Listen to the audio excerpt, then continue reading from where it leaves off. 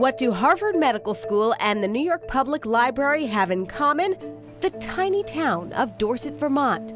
This is where all that stately marble came from, our country's oldest quarry.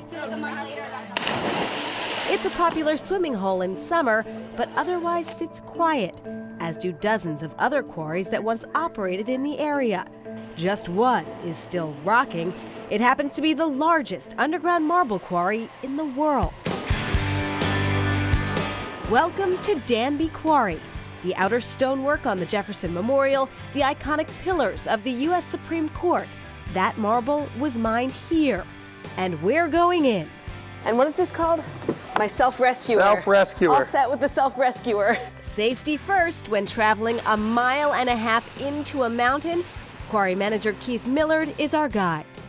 It's a huge scale because it's been here so long.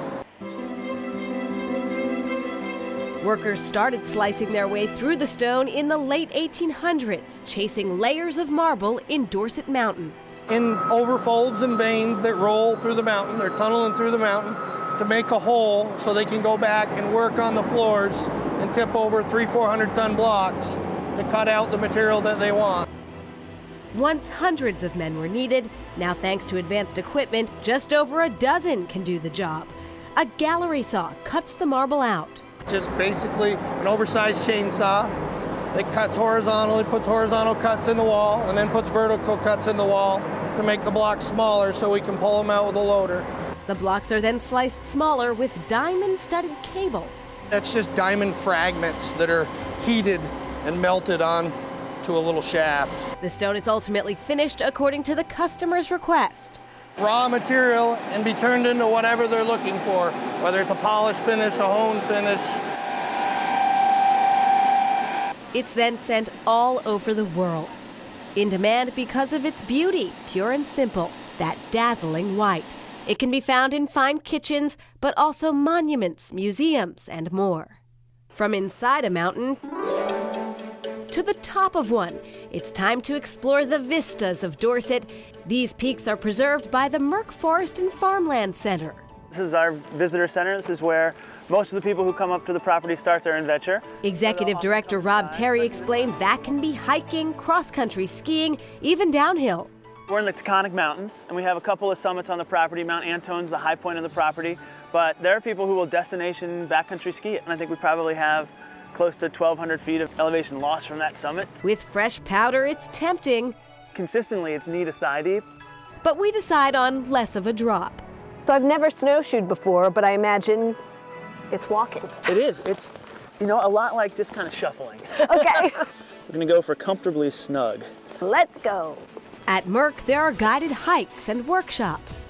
We've got 3,200 acres, about 30 miles of trail that interlace that whole property, and I'd say about 8 backcountry cabins and a couple of lean-tos. So obviously this time of year, we don't have too many folks staying in lean-tos, but all of our cabins have big cranking wood stoves. There's also a 60-acre working farm.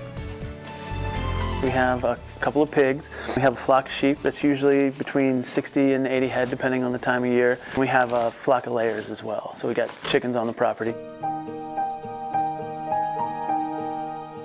George Merck, yes, from the pharmaceutical company, is to thank for much of this. He bought a large portion of this land as a getaway for his family.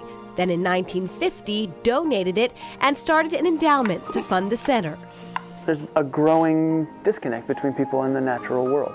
As a nation, we're consolidating towards cities, and there's been this rise of a digital culture. So our mission has grown a little bit just to include reintroducing people to these spaces, just reintroducing people to the natural landscape, showing them what a farm looks like, showing them what a working forest looks like.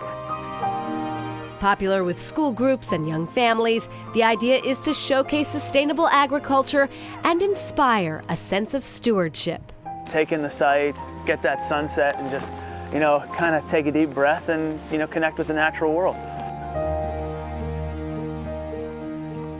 Wow, and to really experience Merck Forest and Farmland Center, you can actually reserve one of their cabins or lean-tos, and they say it's a great way to expose young kids to camping without really having to rough it too much. Not roughing it too No. much. Back to the marble from the Dorset Mountain we saw before. You'll find that stuff all over the world. It's at the Museum of Fine Arts in Montreal, Singapore Stock Exchange, Canary Wharf in London. It's popular and famous around the world. It's gorgeous, too. All right. Turning wood scraps into high-end kitchenware.